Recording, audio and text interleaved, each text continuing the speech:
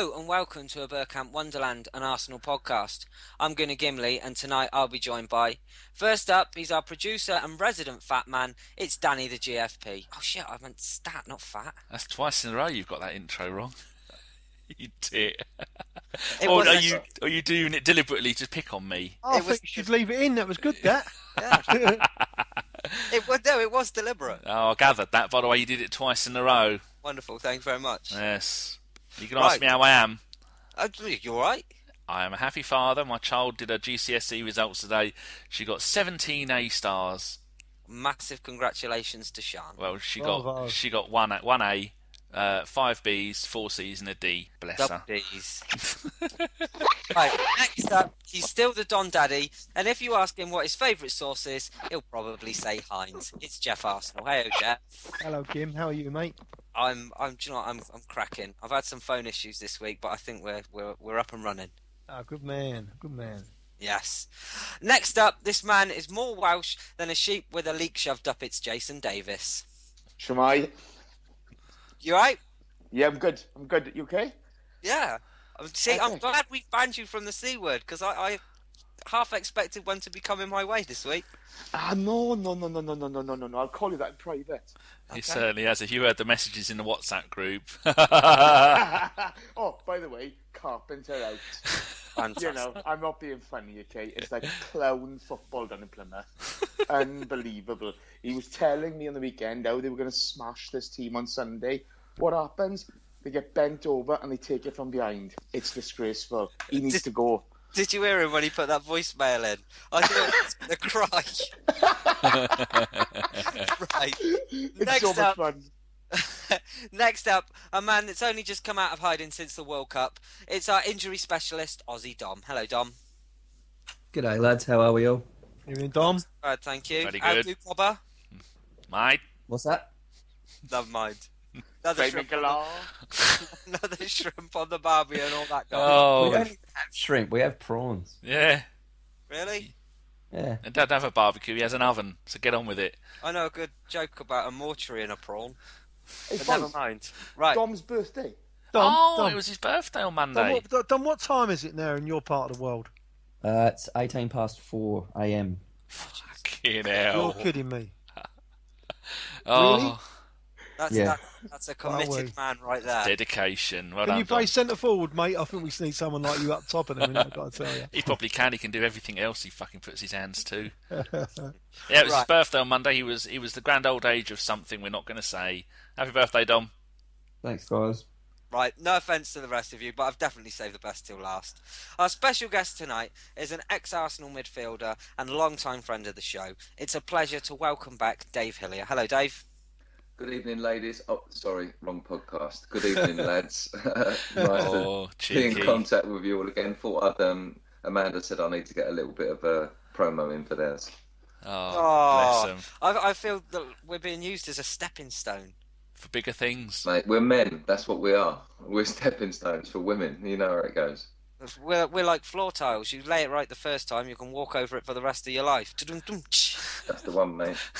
Right, we'll start proceedings, and I'll go straight over to Danny, who has all the Arsenal scores from across the board. Right, as the beginning of the season, I always get quite carried away with these and really start to enjoy reading it all out. And I tell you, by halfway through the season, I'll just be telling you what the scores were. Anyway, under 21s. Last Friday was their first game of the season, and they won away at Reading 1-0 with a 14th minute penalty from Chupa Akpom. Akpom. What did I say? Akpom. No, it's Akpom, and you put it Akpom. Oh, well, you know what I mean. Oh, Chuba. And also, Crowley and Zelalem played. No.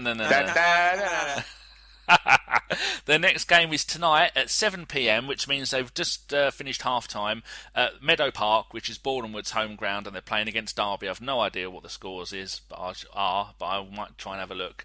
The under-18s also played their first game of the season. This was last Saturday with their new manager, Franz de Cat, and they had a superb win away at Brighton, spanking them 4-0 with goals from Chris Willock, Tyrell Robinson, Caelan Hines, and Stephy. Steffi. Oh, here we go. Someone with not an English name. Steffi Mavidivididi. Something like that. You know who you are. They're now top of the league. Oh, wonderful. Their next game is on Saturday at home to Chavsky. Boo. The ladies, oh, geez, this isn't good. The ladies last played a game on the 27th of July. They drew 1-1 with Notts County in the Women's Super League Premier Division. They are now 5th after 8 games. They've won 2, drawn 2 and lost 4 and are 9 points behind the leaders Birmingham City. But the thing is, with women's football at the moment, they've restructured the league. Doncaster Bells, who have been have been there right from the beginning, have been relegated for some unknown reason because they didn't even finish in a relegation spot, so Man City could get promoted. Don't like the sound of this. And you've got Liverpool, Birmingham, Man City, and I think Chelsea have all suddenly got massive wage budgets. I think one of the teams was quoted as saying that those teams have got 8 times the amount of wage budget to spend on players, so they're just nicking everyone else's players, and so it's an unfair league at the moment. Their next game is away at Man City and this Sunday. But, ladies and gentlemen, the news we've all been waiting for, the Barbican Pirates' first game of the season. Are we all ready? I already know. Don't pretend you've got no idea. Are you ready? Don't you fucking start. The Pirates got their league campaign underway last Sunday, proudly displaying the new ABW-sponsored red home kit, sadly going down to a 5-2 defeat away at the world-renowned the Southway. I mean, I had them down to win the World Cup. Unfortunately, they Not didn't. a clue. Fighting off the hashtag Carpenter out taunts, manager Chris Carpenter saw his side off to a flyer, going 1-0 up with Nick Errington from a corner after only 1 minute. That's less than 60 seconds. But 2 goals for the home side after slips made it 2-1 at half-time. Personally, I was watching this on Sky Sports. I don't know if anybody else was. It's fantastic. I was watching it on Gillette Soccer Sunday. All right. I thought they were going to come back in the second half, but bad news. Second half, the knives were out as the Pirates slipped 2 more, 4-1. But a lovely through ball from Gooner supporter Dan Amador. Hello, Dan. Set up Paul Miller to slot, making it 4-2. No comeback was to follow, though. A further home team goal made the final score. The Southway 5, Barbican Pirates 2. The next game is away at the mighty Plymouth Hope this Sunday. Come on, you Pirates! They went. So basically, what you're trying to say is they went down quicker than Katie Price on a wang. Oh, Carpenter out. Dear. But we do sponsor there. They've got their lovely new kits with our logo on them, and so I think this And nice. you can buy them, can't you? You certainly can, but you can go see Chris about that because we don't get a cut. No, exactly. Fuck him. Right. We'll kick off tonight with a bit of analysis of our first game of the season against Crystal Palace. Dom, I'll start with you. What did you make of this game? The Crystal Palace game was a bit of a rough start, I guess, as far as if you take Twitter as anything to go by, people were throwing toys out the pram by half-time, weren't they? But it was one of those games that you know what you're going to get with the Crystal Palace side. They were always going to rock up, even without Tony Pulis a few days before the game. They were always going to throw everyone behind the ball and try to nick a bit of a goal from a set piece, which they did. And, you know, hats off to them. They're a pretty disciplined side when they sit back like that. But it was good to get that late winner. My bum hole was so tight you couldn't drive a knitting needle up there with a jackhammer towards the end of that game. But it was... it's another Domism. It was just good to see that, you know, one of those games turned from a draw to a win. And that's what I think title-winning sides are able to do, is sort of nick a win when they don't really deserve it. So it was pretty good to see, really. And the one player that we were really all looking out for was Alexis Sanchez. Geoff, what did you make of his performance? Because it looked like he got given a bit of a wake-up call. I think he was maybe trying too hard. If he just calmed down a little bit and just kept the ball simple. I mean, it must be so difficult. It comes to a new club and you're very, very excited, and the crowd are there. They're all excited, and it's like you're in the waiting room. You're waiting for it to happen, but you can see he's a quality player. He's got fantastic feet. He's got great pace. He was a biggest threat for us all the time, wasn't he? Going down that right hand side, but you know, sometimes you give the ball away. That's where he was just trying to do too much. Sometimes he's just got to calm down, keep the ball for 10 minutes, make sure you just keep it nice and simple, and then just let things happen naturally. But I think he's going to be a superstar for Arsenal. I really do. I think I agree with you there. And Dave, you're a man that knows a little bit about what goes on behind the scenes at Arsenal. What's the general thoughts on the signing of Alexi? I mean, obviously everybody must be happy with it, right? Yeah, I think there's no doubt about him being a quality player, like Geoff said. But I think he's just trying to find that Arsenal niche. It's a different way they play there. I met Franny Jeffers a couple of years ago, and he was a great player when he came to Arsenal. There's no doubt about it. He'd come finishing, top scorer for Everton, and he was a hot shot and all that. But he said when he came to Arsenal, he was told sort of not to shoot and to sort of wait for the right opportunity. And I think Alexis Sanchez is going through that period as well. He's trying to settle into the Arsenal way. A lot of the times I think he wants to pull the trigger, but then he makes a pass, and that's where his sort of incomplete passes are coming from. Whereas normally he'd have been the lead man. He'd have just took that extra player on and took a shot. I think he's just trying to settle into the side. I think he's got great pace. He's got really good energy. He puts defenders under pressure. And I think, without going into what other players are playing around him up front, which I'm sure we'll pick up on later, I think he needs a tiny bit more quality around him to bring out the best in him. But I think he'll definitely be a great signing for Arsenal. And the money they paid for him, that's what good players go for now. So I just think he needs to settle down. He's like a bottle of champagne. You just opened him and he's fizzing all over the place. And then when the bubbles settle, the quality will come out. And Jace, a lot of people have said about his physicality. It's been well known that a couple of players have come to Arsenal in recent years and they've had to bulk up to deal with the rigours of the league. Do you think Alexis Sanchez is one of those players that's going to have to do that?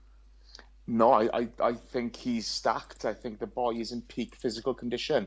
You look at him and there's not much wrong with him. Whereas Rambo had to put a bit of weight on, bulk up. Sanchez has got it all there. He's going to fit in fine. It's just going to take a little time for him. I do worry about our midfield a bit. It's a little small. We're tiny in comparison to other teams, and the makeup of the team just doesn't look right. I mean, I don't know what Dave thinks about this. He's a pro. He's been there. He knows. What do you think about the midfield, Dave? Well, I think that when I watch a game, it's kind of I always seem to focus on the midfield. I've had lots of managers, and if the manager was a defender, he'd do defensive work, and if he was a forward, it'd be forward work. So for me, it's natural to sort of be drawn towards the midfield and kind of what's going wrong there. I think there's no doubt that we could possibly do with some sort of different options in the forward line. But across the midfield, I look at it and I watched the Palace game, and I got a bit frustrated with Arteta. He's a very tidy player, to use a little Welsh word. He's very tidy, but but to me that's all he is. I think he doesn't do that spring forward. He sat in front of Callum Chambers, who's been fantastic, and I think he just kept the ball moving, and he did what the central defenders could do. You see Vincent Kompany stepping in and making them passes for Man City, allowing the midfield to move forward. And I think it's almost like he's the luxury player is in front of the back four. For me, a defensive midfield player, his primary role is to break up play when possession's lost. So he recognises the situation early. We've had an attack.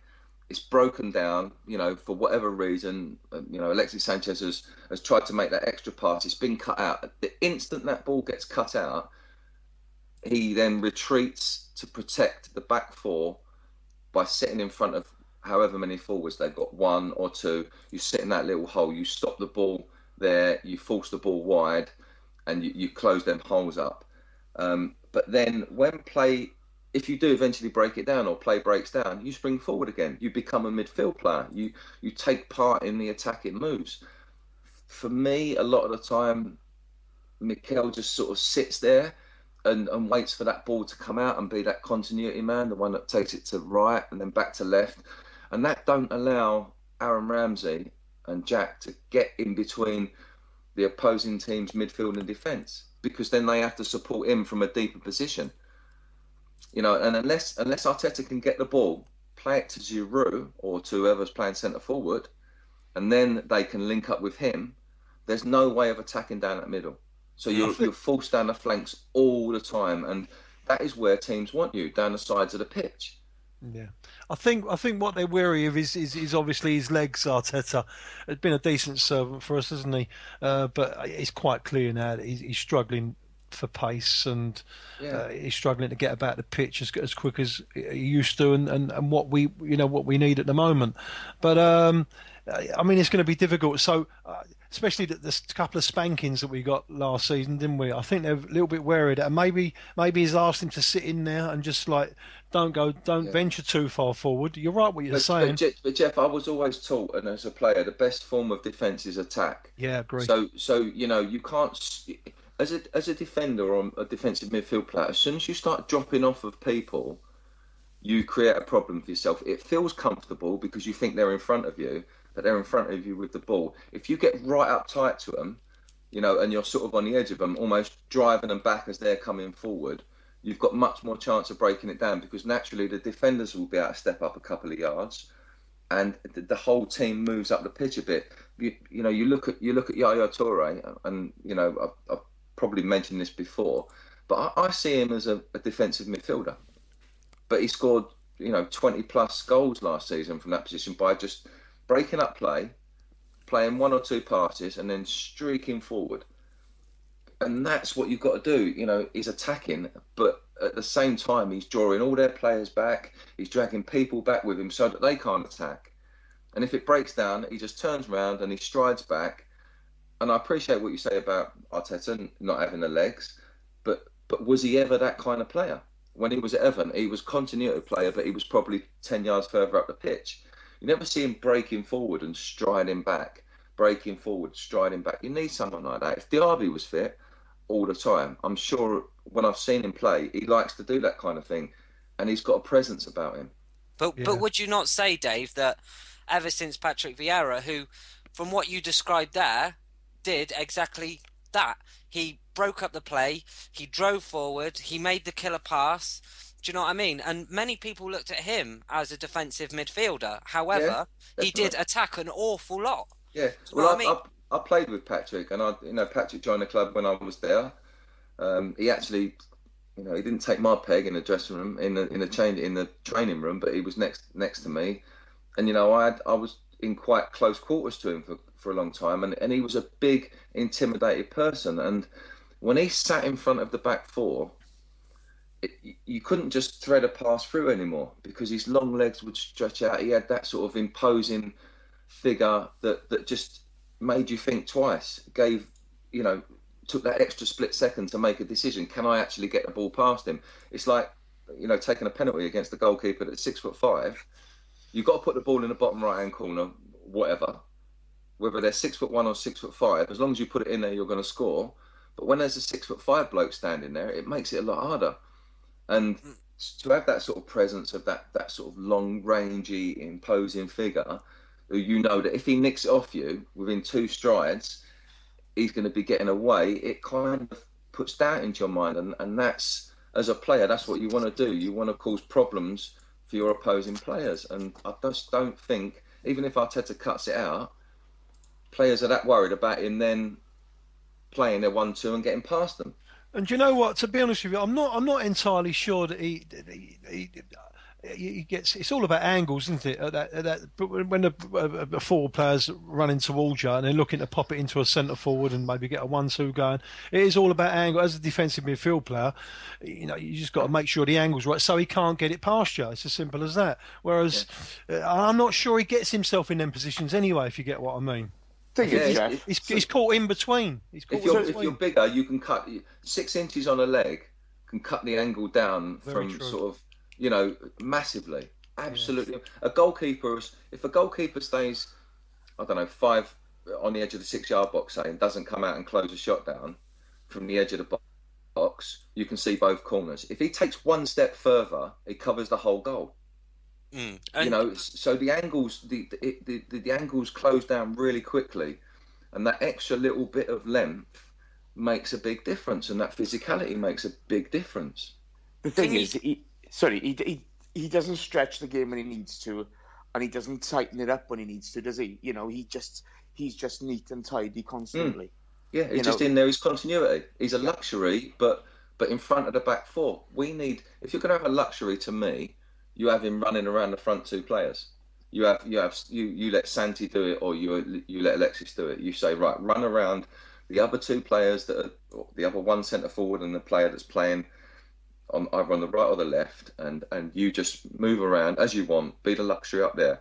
When you have a luxury at the back, you're forfeiting your offensive play, and I think that's where we've looked. And even Arsene himself said in the first game, we was probably lacking in the offensive areas, sharpness in the offensive areas. But I think that's due to having a luxury 35 metres further back down the pitch. With all that said, Dave, can you explain to us the logic behind giving Arteta the captaincy? Well, I think you've got, for captaincies, you've got to look beyond the actual football. You've got to look at the player day in, day out around the club, the way he is with other players, his experience, and all of those sort of things. And when you look across the team, is there anyone who can really take that role on? It's difficult. I don't think there's any real big characters. Back in the day, it was easy. Tony Adams, and if Tony weren't there, give it to Baldy. It was easy. They was not the most respected at training. They was very well respected, like everyone was, but they had a presence about them. And when they shouted, people turned their head and had a look and a listen. So from that point of view, there's a lot more to it with the captaincy. There's the public sort of the publicity side of it, where they're in front of the cameras, they're talking to all of these different TV and radio stations week in, week out, doing interviews. Who can articulate properly? Who can do the right thing for the club? And there's no natural person in there at the moment. I think Arsenal have struggled for that for a few years. They need another Vieira. They need someone to come in and say, they need a Vincent Kompany, someone to be there and just say, I'm going to take that role on. I'm big, I'm strong, I'm tough. People listen to me, even though I'm not the best player possibly. And, I'm going to rock up every week and put it on the line for my club. And do you think Santi's poor performance, Dom, was anything due to the vanishing spray in the face from the referee? I think that was about just before half-time, before he copped that little spray in the face, wasn't it? Yeah, something like that. Yeah, I'm not sure. I don't know where I stand on Santi, to be honest, because he was so good when he first came to the club. But like you guys have said, he has a bit of a different role on the left now, where he said in an interview that he's had to change his game a little bit and be a little bit more defensive, and he doesn't sort of get the opportunity to just sort of float about and do what he likes. But I don't know why he wasn't played through with Ozil out rather than having Aaron and Jack play together through the middle. Why you wouldn't have put even Rosicky or Santi through the middle and let even Joel Campbell or Chambo have a little go down the left. But I mean, I'm not the manager, I don't do the tactics, but it just seemed like they were just missing something a little bit there, and he wasn't really driving the team forward from out there very much. But I think, like I said earlier, the Crystal Palace had 15 players behind the ball. It's a little bit hard to find space. Definitely, and I think half the problem was when Oxlade-Chamberlain came on, it seemed like the game completely flipped on its head. Like you said, we had that driving force. In effect, I think we looked at a different team in general. I'll hit you with some stats, and Geoff, I'll go to you first. 76% of possession. Surely, with 76% of possession, we should be winning games comfortably and not scraping them. Why do you think we're not winning? I mean, by a comfortable margin. Well, yeah, it's early season. Them early games it's like a banana skin, as we know from last season. You're talking about we're not 100% fit. Palace might be a little bit fitter than us. It's a Tony Pulis team effectively. You know exactly what you're going to get, and I expected what we got. It was always going to be tight. It was always going to be loads of football from side to side, 76% of the play. You knew that was going to happen, but it's whether you could break them down. They got a goal. It was given something to hang on to, right? At the end of the day, we did enough, and we did enough to get the result, and that's the main thing. We found a way to do it, and that is the main thing against a team like that who are going to defend really, really solidly against you, which they did. I mean, Shamak he looked like the centre midfield player that we've been looking for, because he was breaking up play all over the place, and his work rate was phenomenal. So but at the end of the day, it was finding a way to win the game, and they found a way. That's the main thing early doors. And Dave, another stat for you: 14 shots and only 6 on target. Is that down to Sanogo being the lone striker? Can he play that role? Many have said that he's too raw at the moment. Would you agree with that? I don't know what to make of him. He came on the scene. Obviously, he was thrown in at the deep end in Champions League. Normally, players would have been, back in the day, broken in slowly, probably at the end of one season, and then played a pre-season before. But he's been chucked in at the deep end. He's had good games. He's had bad games. He got his 4 goals against Benfica, which was phenomenal for him. But I don't know. I'm still the jury's out on him. Really, he flatters to deceive at some times. And 14 shots with only 6 on target. It's not a bad ratio when you think about it, but stats wise, to have 730 passes opposed to 222 at the opposition, you'd like to see more domination, but most of them passes are in the defensive and the middle third. They're not in the opposing half. It's a tough call to blame it on the forwards. I still always, as a midfield player, look back to the midfield. We said about Santi not getting involved as much. And, I think Dom touched on saying that he kind of feels a responsibility to his defensive duties. And that's because he's not being released. That's because he has to support that pass, for me, from Arteta. So he finds himself hanging back and not pushing forward. And generically, over the last couple of seasons, most attacks from the opposing team have gone down our left-hand side.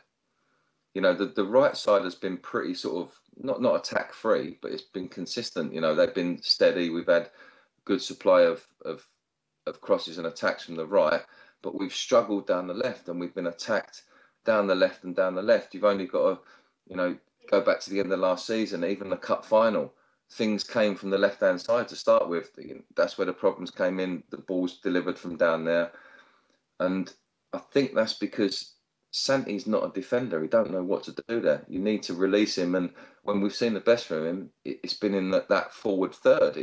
And for me, that goes back to if he had a defensive midfield player that was striding forward, he would run into forward spaces and areas where he was really effective, and he was another big loss for us. It is difficult though, because he's got a fantastic. Technically, he's fantastic, isn't he? He is brilliant. He's brilliant on the ball. He can turn left, he can turn right, both feet. But he hasn't really got the pace to get away from anybody. So he's not really a winger, and I'm not sure whether he deserves to be a number 10. In a top side, no, he'd get away with it. Left. He's like an inside left. He's like an inside. Yeah. But I don't know whether or not we can adapt our team around. I don't think he's that kind of player. He's good enough. You can only have an inside left if you've got an overlapping fullback down that left who gets right into the corner and whips crosses in like me and you remember from the old days, Geoff. I don't know if some of these young'uns like Gimli remember it. But if you haven't got someone to do that, to go right round you and to beat people, and Nacho don't do it for me. He don't get behind people and whip crosses in. If you had, even Evra's been doing it. If you had sort of Baines and Pinar down that left, they do it really well. They overlap and they sort of get around each other and cause the right sort of problems. Yeah. That we ain't got that balance on the left. Gibbs for me, he just holds back every game. I think, go on, you've got it in you. Just go past them and whip it in. And we see it now and again. But he always looks a bit sort of insular, like he's holding everything in a little bit. He's not confident in his own ability. And he's a great player, in his own ability. But he is and if you listen to him in an interview, he's almost like he's shy to say, do you know what? I'm a fucking good player, and I'm going to rip that right back to pieces when I play against him next week. and you Because he just can want to do hear it. him say it. Yeah, Some he of can them do games, it. some of them games that you do Yeah, see where you know he's just done it naturally. He's done it yeah, and he's gone past the player and whipped the yeah, ball in. But when he definitely. has, like you say, when he has time to think about it, he thinks, "Oh no, I better stay. You know, and I better stay and hold up." Yeah, and I think that holds other players back down that side. The thing And is, sorry, he's got bags of pace, Gibbs, but he's an instinct player, isn't he? As you say, give him 2 seconds to think of something, he freezes. mm. You know, But Right. that's when you have the best play. When you do things without thinking, if it's like anything. When you do things without thinking and it's natural and it's free, you'll make the best contact on the ball. It will be you ain't even got to think about it. If you was playing golf and you just that one you hit that's really sweet and you just drive it down the middle of the fairway, you think, what did I do right then? I don't know. I just creamed it. But when you think too much about things, it goes all over the place. And it's those players that can harness that and just play freely all the time. Like we saw Suarez last year, he was the freest player in the world when he played. He just did what come naturally. He just thought, I'm going to do this, and it's just within a second he'd done it.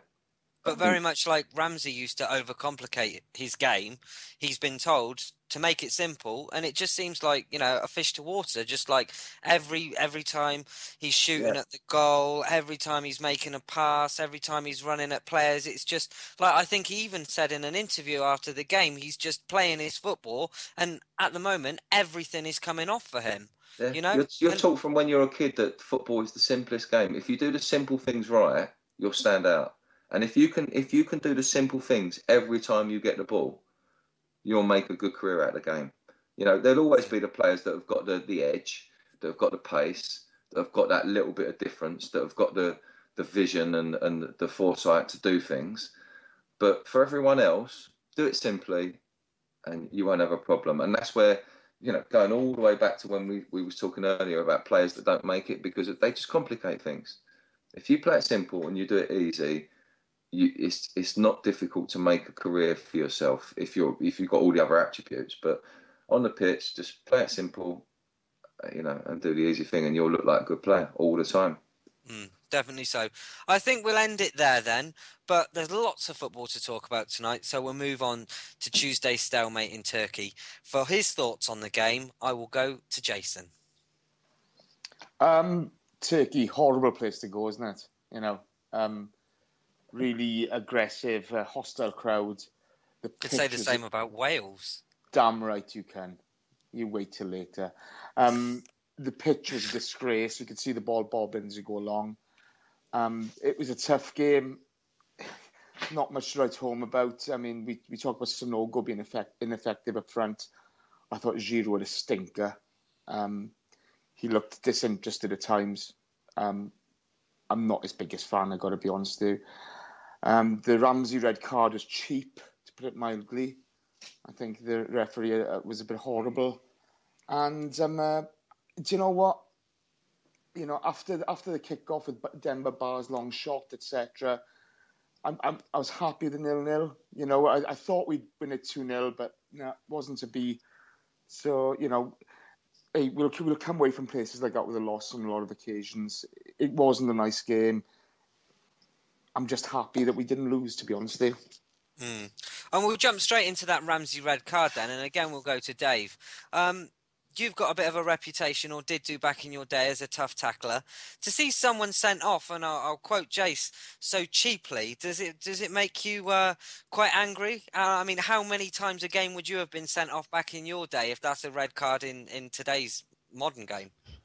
Well, I wouldn't have. I'd have probably been sent off 5 times a season, at least. But the game has changed and the rules have changed, and it's a little bit quicker. I was hoping after the World Cup, the way the referees sort of applied the rules to the World Cup, I was hoping that had sort of filtered down a bit into the European leagues and they'd let, sort of honest challenges, and you can't get close to someone and be punished just for sort of sticking your leg out or just sort of putting your body across them and being physical.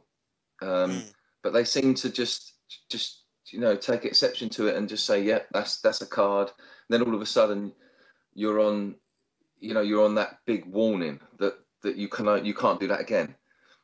So for me, the the red card, yeah, it was unjust. But when you've got one already, because his first one shouldn't have been a booking, in my opinion.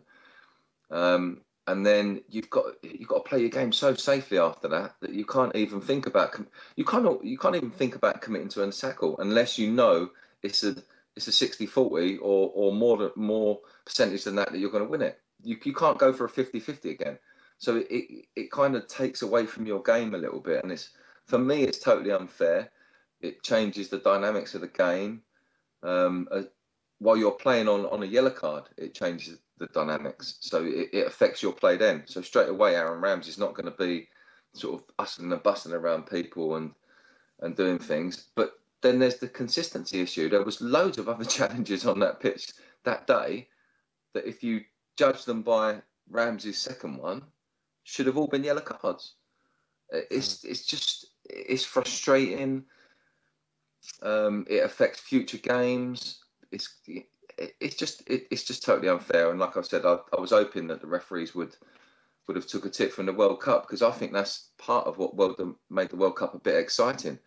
Players were actually making challenges again, and not being sort of reprimanded for just honest mistakes, if you like. It's a physical game. Don't take that away from it. It's what people enjoy.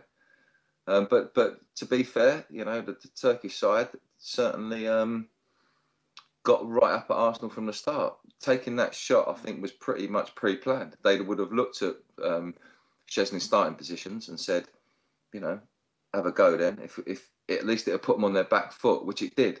It sort of went, whoa, hold on a minute. We've got to be careful here.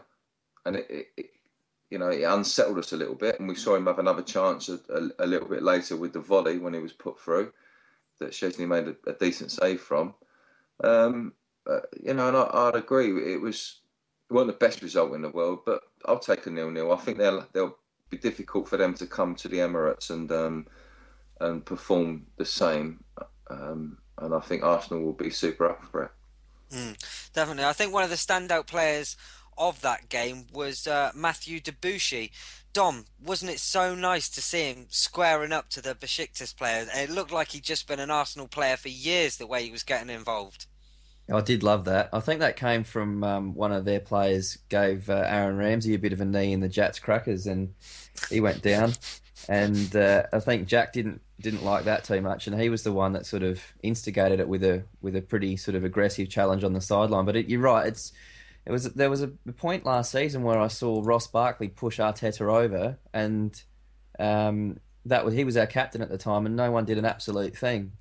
And it is nice to sort of see a couple of players in the squad that are willing to get in the face and let teams know that we're not going to be intimidated, because that's an out and out tactic that teams are going to use against us all the time. Is that we're a high possession team that like to move the ball around quickly.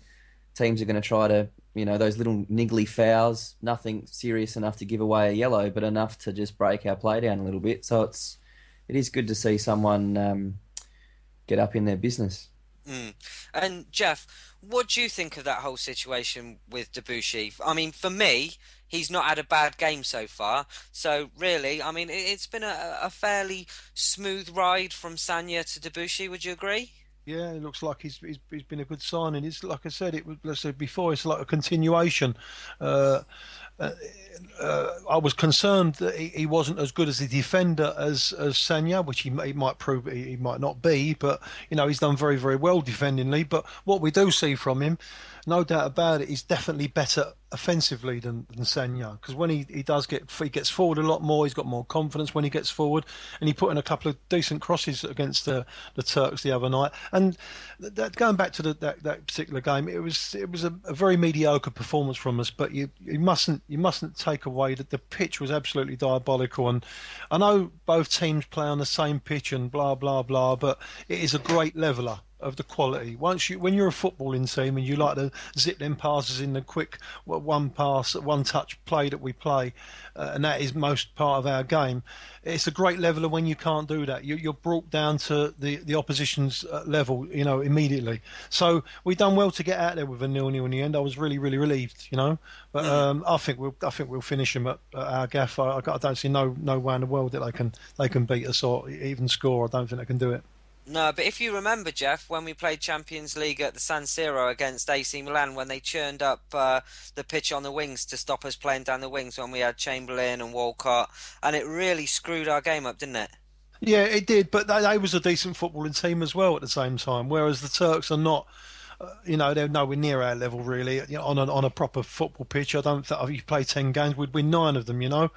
And it does make a big difference, David. To tell that if it's a horrible old bumpy pitch, I know you're both playing with the same ball and you're both playing on the same pitch, but when you're used to a nice surface and you can pass the ball about, and you get that confidence, whereas we had to take 2 and 3 touches all the time, and it stopped our play. It was slowing our play down. It was really difficult. And once you gone through 15 minutes of that, and you think, "Oh, blimey, you know what? This is going to be a slog this whole game because we can't seem to be getting into a rhythm." And there are a partisan crowd out there. As soon as they started getting, a little bit of attack, a little bit of gusto behind them, it was on us a little bit, and we did well to get out of there with a draw. We really did.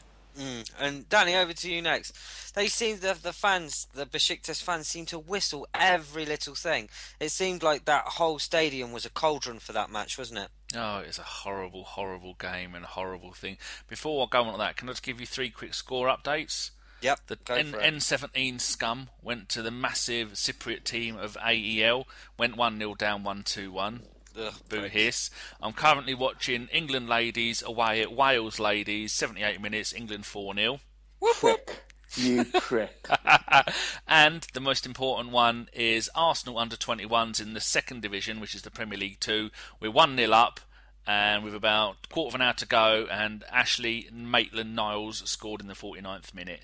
So that looks pretty good. I was thinking how best to summarise that Besiktas, bless me, game. I think the best way to do it, because it's such a dire game, is go, ref blew the whistle, bar hit the bar, ref blew the whistle for half-time, Ramsey got unfairly booked again and sent off, ref blew the whistle, they all went home. Well, it's really as simple as that. You are a host's dream. It was diabolical, and I don't want to have to put anybody through any more of that shit game than we did. But like Geoff says, they'll come back to our ground, decent pitch, decent game, decent crowd, and we'll fucking ruin them 5-0. Hey, Geoff? Don't know about 5, but I think we'll overturn them, yeah, mate. Just go along with me, makes me happy. Yeah, of course. We'll let Dave have the final word on this then. And with everything taken into account, the red card, the poor pitch, were you happy with the draw? I think I would have liked an away goal to take back to ours. Even if it would have been 1-1, I'd have preferred to take that back. But just touching on the pitch, it does make a massive difference. Not just to a side that play football like Arsenal, to any side. If you've got that quality surface and you've been used to it, it can make a big difference. I remember going to Luton when they first had their AstroTurf pitch, and it weren't 3G, it weren't anything special. It was like the stuff you get outside on a greengrocer's market stall. But it was flat, and it was, it was true. And before we went there, George said, you've got to be careful. We've been watching videos of them, and they zip it around on there. And yeah, they did. But at times you can't get near them if they're used to it. And Arsenal are used to that. And that's the level of quality they're used to playing on. So as soon as you're faced with something different, it does contribute to you sort of having to think twice and for you to being unsettled. And it's definitely can get into your mentality side of things. I know it's the same for both teams, but if you're used to playing on that every week and that's what you deal with, you can deal with it, But if you're used to something real good quality and all of a sudden it's crap, that gets in your mind. And I think that did take a lot away from the game for Arsenal. But you take them to the Emirates and Besiktas won't be as happy there because they'll be everything will be that they won't be able to get as close to players. Players' touches will be better. They won't be able to close down and be able to put our players under so much pressure because it's much truer. The passes will be truer. They'll be much more wary, and the sort of onus will be on them. Then they'll be thinking, shit, they're on a good pitch now. It's going to be difficult for us. And their manager will be telling them that. He'll be saying, do you know what? They're going to zip it around. It's going to be true. It ain't going to be bouncing up. You ain't going to have a chance on a bad touch. They ain't going to take 2 or 3 touches. It's going to be killed in 1 touch. and the pass is going to be made. So you've got to be on your game. And I think I agree with Geoff. It would just be, it's not possible for them to compete with us on that surface as long as we do what we can do. Exactly. So I think everyone on here is confident that we can take them back to the Emirates and finally make Champions League. We'll carry on through this week's podcast with a little bit on injuries. It would be rude not to ask Dom. So Dom, let's have your take on the current injured players, please. Which ones in particular would you like me to start with, Gim? Koscielny, Sanogo, Gibbs, Arteta, Diaby, Ospina. Miachi, Walcott. We'll start with Diaby. Diaby's just basically, he's just a tampon, lads. He's in for 1 week and out for 3.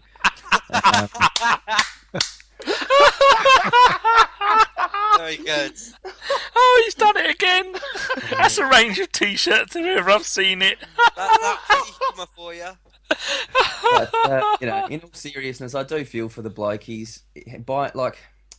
We'll go into Shad Forsyth just quickly. There was a lot made about the signing of him to the club, and don't get me wrong, there is no one that's more excited about the guy being there than I am, because I know a little bit about him when he was at Athlete's Performance, when he was with a few other guys that were starting off this little venture, and then he got picked up by some other sports teams and eventually ended up at the German national team.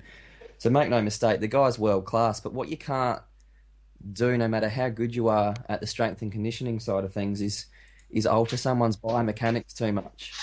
And, this would be perfect with Dave here to ask him. If I said to him halfway through a season, Dave, I need to change the way that you're running when you're playing, you just can't do it. It's see ball, get ball. Players have these instincts that when they see a ball, they go and chase after it. If I say, well, mate, you're putting too much stress through your hamstrings when you run and you're planting your heel first, which is what Gibbs is doing, and you're ending up with these little hamstring niggles all the time. I need you to run a little bit more flat-footed. How would you go, Dave? I'd say I've been running like this for 17 years, mate. It's a bit difficult to change right now, definitely. That's right. So with Diaby, it's a biomechanical problem that every time he seems to go out there, there's an imbalance somewhere because of the original ankle injury that he had. And so it just sets little chain reactions off. He's putting more load through certain areas that he should, and it just sets off a thigh injury or a calf, or the ACL is a pretty big one. That's not something that you can do too much about. Gibbs is a perfect example of what I'm talking about, where he has a history of hamstring problems, and that is worrying, because once you build up a little bit of scar tissue in a muscle, especially the hamstring, because so much load goes through that when you're running, it doesn't have the same structure to it anymore. You've got these little nicks that build up the scar tissue, and then the hamstring muscle won't contract and release as well as it should, and you are a lot higher risk of re-tearing it. So that's where, even as amazing as Shad Forsyth might be about his strength and conditioning and physios, you can have the best of everybody. 50% of these injuries come down to the way that the player moves and the biomechanics that they have. So that's why you'll see some players be able to sometimes just get through whole seasons, play every single game and not ever really have a problem. And then other guys seem to break down every 3 or 4 weeks. And it's nothing to do with their conditioning. It's nothing to do with overplaying or underplaying. It's purely down to the fact of how they move. Koscielny, I wouldn't be surprised if he has a little bit of a rest this week, because I think from looking at him, he looks like he might have a bit of tendonitis maybe in the Achilles. And I think that goes back a couple of weeks. I think we've just been sort of getting him through a little bit. So hopefully with Mertesacker back, we can get, maybe Chambers and Mertesacker together. A little bit risky, obviously, because those two haven't played together, but it wouldn't surprise me to see Koscielny have a little bit of a breather. I don't think it's anything too major. Arteta's ankle injury, look, when I saw it, I had to have a little bit more of a look on a replay. It's tough when you see someone turn an ankle. There's so many intricate little muscles and ligaments in that area, and because it's a joint, anytime you do damage to a joint, it again upsets the biomechanics. So you have to be a little bit more careful when you're coming back from one of those. But with a ligament, it's basically like a little piece of blue tack. You can stretch it a tiny weeny bit and it'll go back, but if you stretch it too far, it won't go back to its original size. So that's why you'll see someone, if they've ever, rolled an ankle, they're much more likely to roll it again and again because those ligaments are now stretched. So it's hard to know how far has he stretched those ligaments. Is there any other structural damage in the ankle? Hence him having the moon boot on. There was reports of him wearing the boot after the game and having a scan. So we probably won't really know too much more about that until maybe later today or tomorrow to see just what kind of damage there is there. It didn't look too bad, maybe a couple of weeks, I'd reckon, but you never know.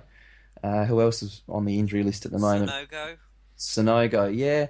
He pulled up sore in one of the Emirates Cup games, and I was quite surprised because I said at the time I think he's had a little bit of a hamstring problem there. But he came out and played against Crystal Palace, didn't he? Was it Crystal Palace? Yeah, it was. He did. And that surprised me a little bit. So maybe he just had a little bit of a bit of tightness and didn't pull up so well to travel. And Theo, I saw a video he posted the other day where he's now able to basically run at full speed in a straight line and stop really quickly. But the ACL ligament is more sort of involved in stability in lateral movements. So like I've said before, he's probably just a little bit off of being able to do those cutting movements, those stopping, changing direction, sideways type movements. But mostly it's going to be a psychological thing for him when players come flying in to tackles and things, how he's going to handle that, knowing, that he's already ruptured an ACL before. So that'll be the interesting thing for me, not necessarily a physical thing. I think he'll be fine when he comes back physically, but mentally it's going to be interesting. And as far as a return date with him goes, again, I've said all along that if he's on track, it'll be somewhere towards, the end of this month. He might start joining first team training, but it's going to take him, some time to be able to get up to speed with being able to play in the first team. So he might have a few little sub appearances and things like that. Maybe if there's a Capital One Cup game or something around that time that he can join in. But it'll be a confidence thing for Theo. Dom, do you think if Theo, because you said in one of the previous pods about his injury, that kind of injury, that magical instant pace that he's got, he may never get that back. Do you think if he doesn't get that back that he'll be able to play a decent career as a striker? Because he'll still be quicker than most players. It's hard to know what he actually did structurally because you've got so many other things that go on inside the knee. And when he did his injury, he was moving at such a pace that it would surprise me if all he did was an ACL and there was no other structural damage to things like meniscus, cartilage, or a medial or a lateral ligament.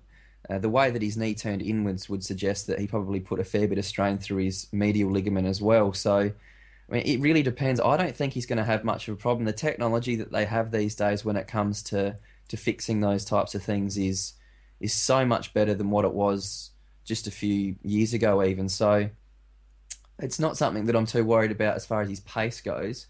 It's his lateral movement, being able to change direction at pace, which is what I think cutting in from that right-hand side and getting in between the left back and the central defenders is where he causes so much damage.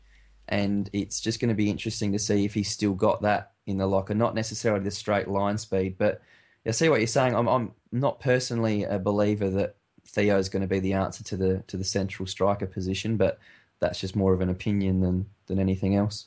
And Jace, you've got something you wanted to ask Dom, didn't you? Yeah, Dom.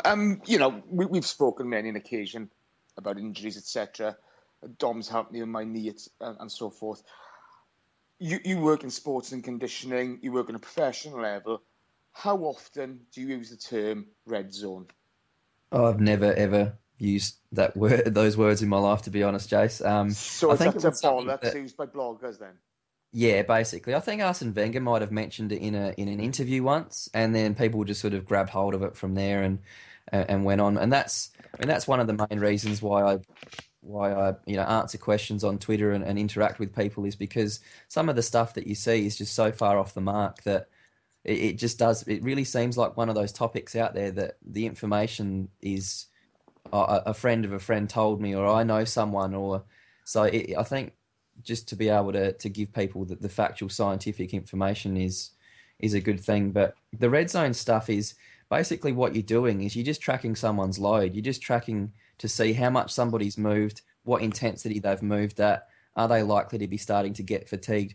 But again, it's completely dependent on the position, and it's completely dependent on the type of athlete that you're dealing with as well. There's going to be certain players, Gibbs being one opposed to, say, Aaron Ramsey, that can handle completely different workloads.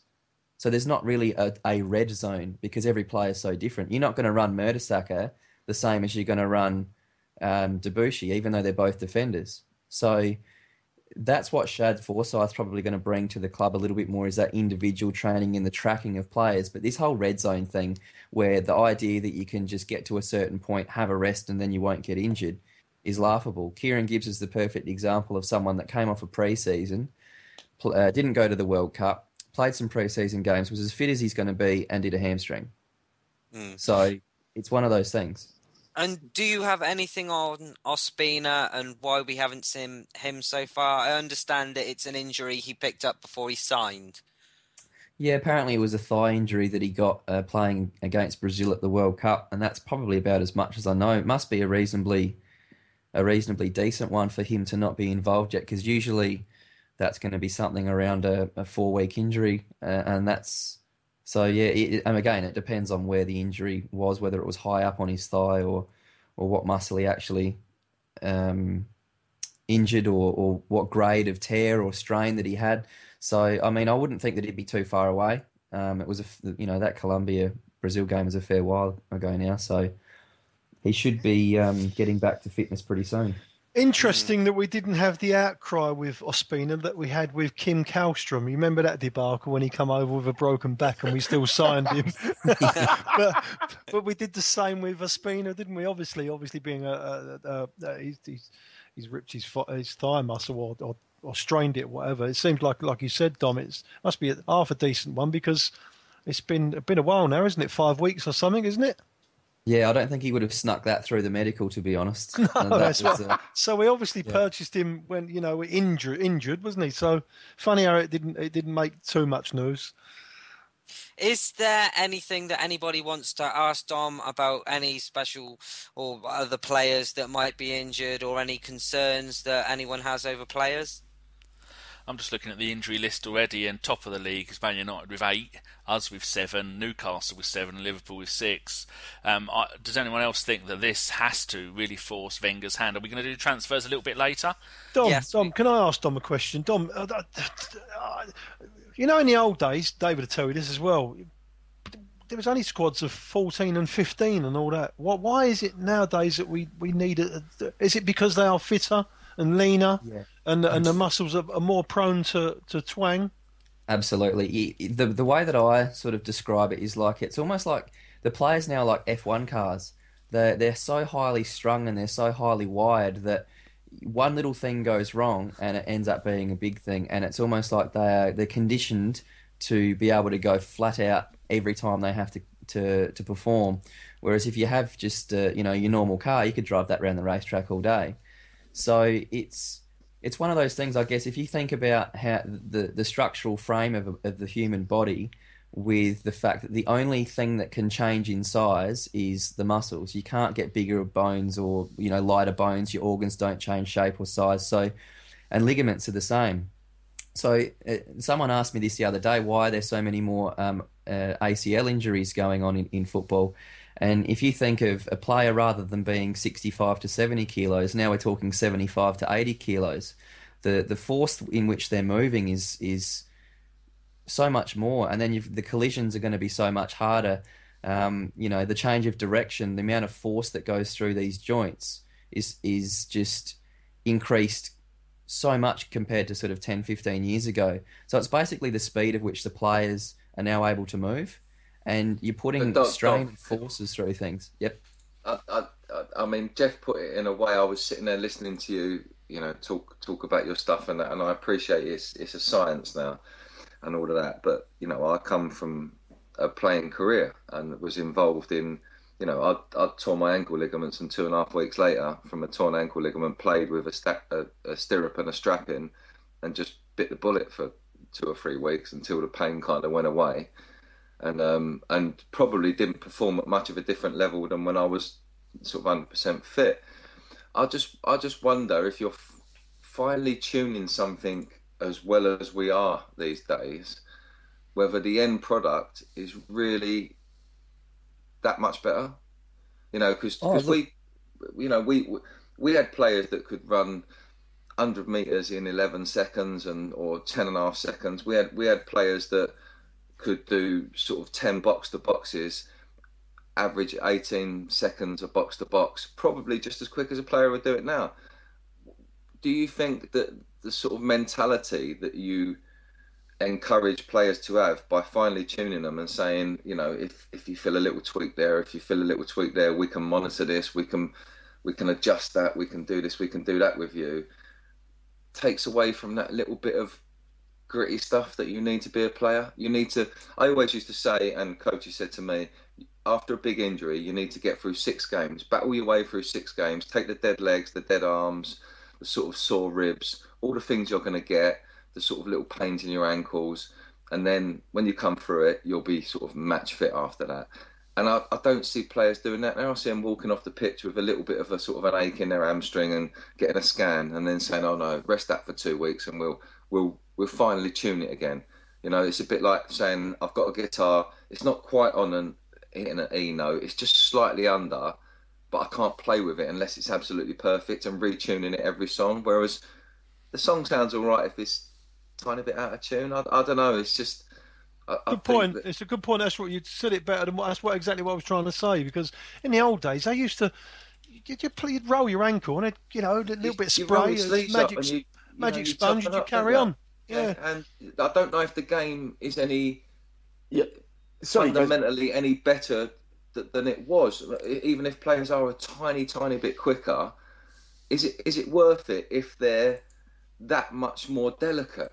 But I think what you stuff's hard, and I don't want to take away from what you do and sports science and no. the strength and conditioning and that, because I'm a great believer in it now at my age. It's great for me. I do strength and conditioning 3 times a week. I do lots of squatting, lots of different core exercises, and it keeps my body together as an old man.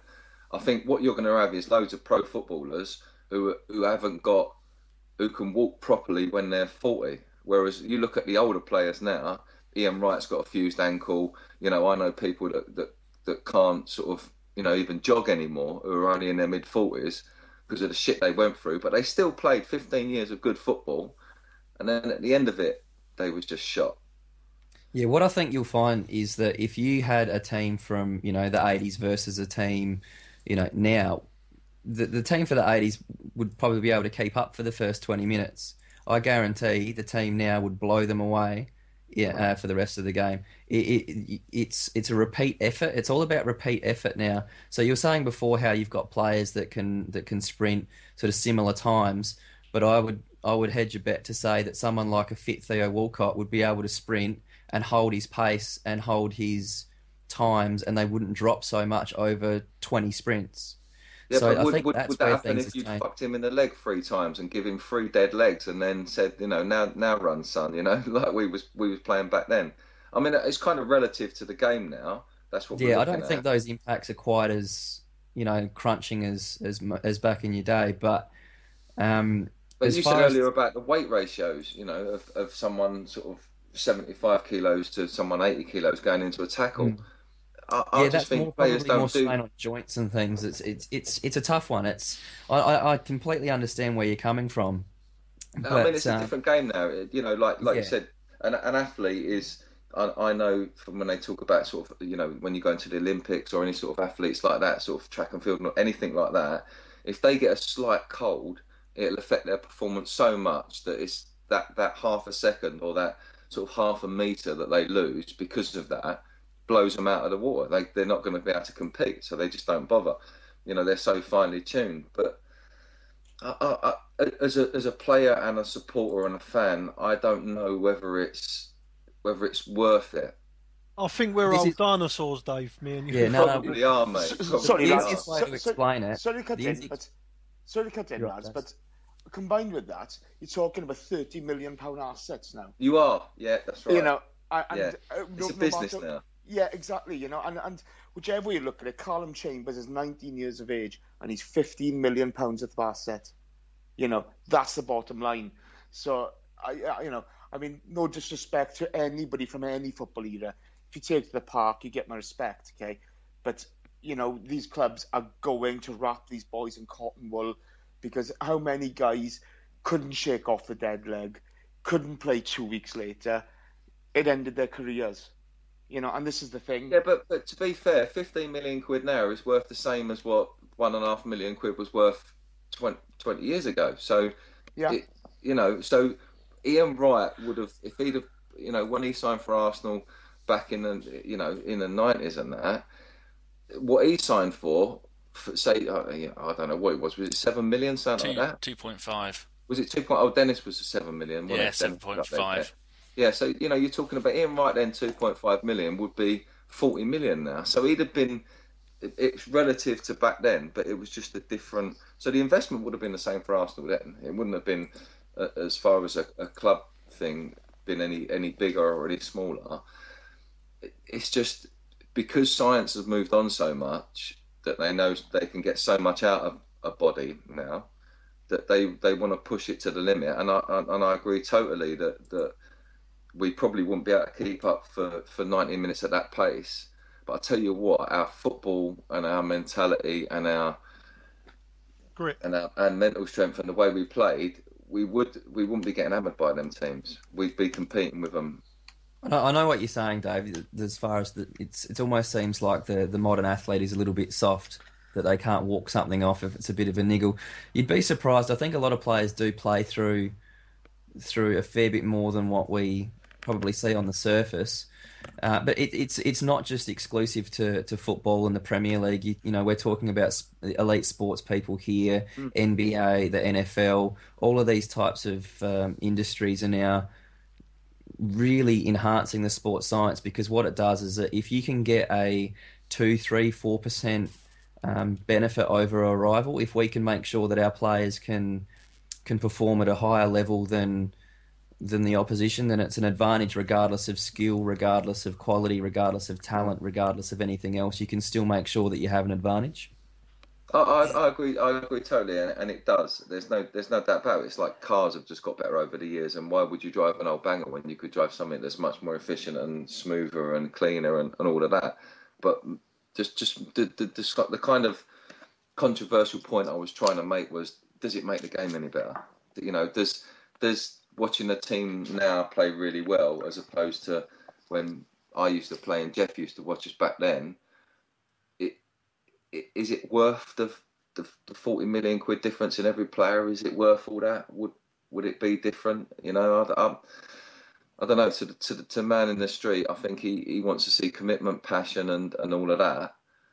And I think he kind of feels a little bit let down when players have these little niggles and that. But they don't understand, like exactly what you're saying. They are so finely tuned, and it is, a much quicker, faster, more intensive, prolonged game now, and that takes its toll on bodies just as much, and especially on a finely tuned body.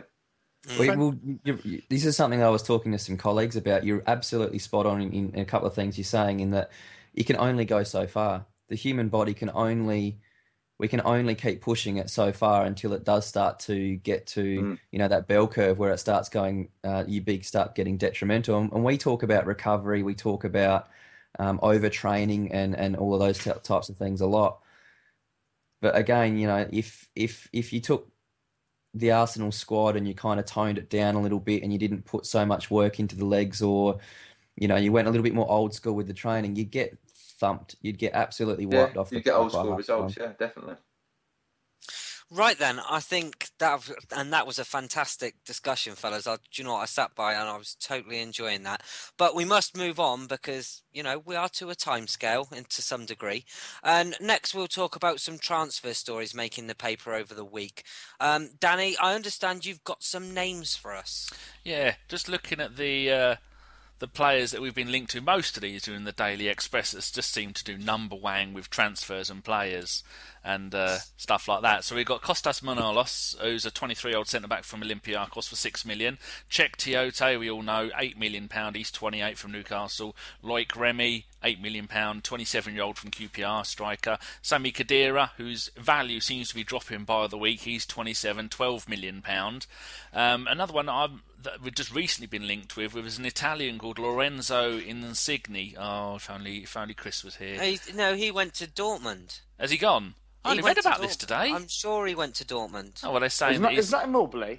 No. Insigne. Lorenzo Insigne. I could have got the two of them mixed up. Oh, okay. Yeah, Immobile went to Dortmund. Oh, yeah, they did sign him. The one about the one who was the top goal scorer in Serie A last season. Yeah, he's already gone. I stand corrected, said the man in the orthopaedic shoes. Oh, rubbery. So we've been linked with him. He's a winger. He's 23 and £17 million because apparently his wife has said he's too good for Napoli, which is usually a death knell when you're playing in Italy. We've already done the Mario stuff because we've been linked to him for £28 million. Now Liverpool linked to him for about 17 million, but like Geoff says, he's a loose cannon and he's only going to cause trouble. Then you've got 4 more. We've got William Carvalho, Sporting Lisbon, 22 years old, £20 million. It looks like he's going to be the most likely. And then another one at PSG that me and Chris were talking about the other night, a young 19-year-old central midfielder that we don't need, £24 million, and he was on the books at Man City for 6 months, I think, or a few years ago, but he had about 6 or 7 different youth clubs, and he's already moved around so much. And then Marco Reus, which is again back in the papers, a big lot of talk about us going for him, £28 million, he's 25 years old, but after this season his value drops, his price drops down to 20 million.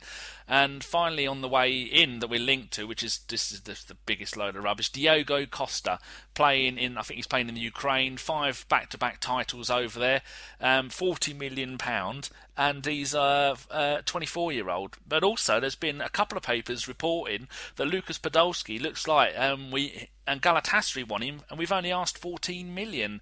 So we all know we can take every single one of those with a pinch of salt, but there you go, that's just the ones that have been linked only this afternoon. There was also talk of Bernard, is it, at Shakhtar Donetsk? Oh, the little Brazilian that we were linked to before he went there in the first place. Yes. Had a very average World Cup. Because there's a lot of unrest in the Ukraine at the moment. I think there's a handful of players over there that are actually flat right refusing to play. Eduardo's gone back to playing in Brazil. Yes, and is Fred another one? I could be wrong. Could be. Brazilian's Fred. I think Fred refused to play the World Cup. Well, he certainly did turn up. But I think, and what everybody is probably screaming as they're listening to this, is Geoff. You've heard the names. Can you tell us if any of them are true, close, bollocks, or happening, I guess? Well, with the other 42 names that we could reel off, we'd be here all night long. But listen, I mean, I only know as much as the next man, maybe a little bit more. But what we got to do, we've got to trust Arsene Wenger. He's done it before, and he's got us in the players that we're required to move on. We're in a different era now, and I do think I think he's waiting for a top striker to come along. He's not going to take a punt on another Giroud. I think we're past that stage. So he might have to. I think he's going to tweak it a little bit. I honestly think he's going to buy a strong central midfield player that can cover Arteta's job and do, like Dave was saying earlier on, he can do that box-to-box stuff as well as do the defending in the middle of the park.